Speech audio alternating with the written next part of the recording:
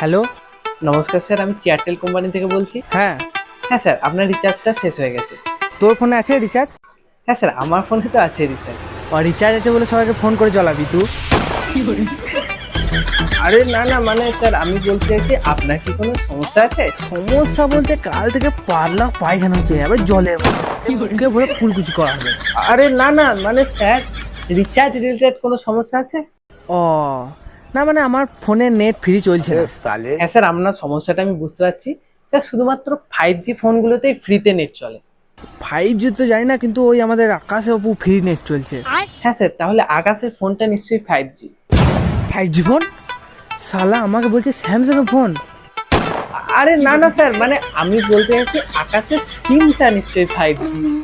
মা কালী দিব্যি বলছে জিও সিম বটে, আমি ওর সঙ্গে গিয়েছিলাম কিনতে। অশিক্ষিত মানে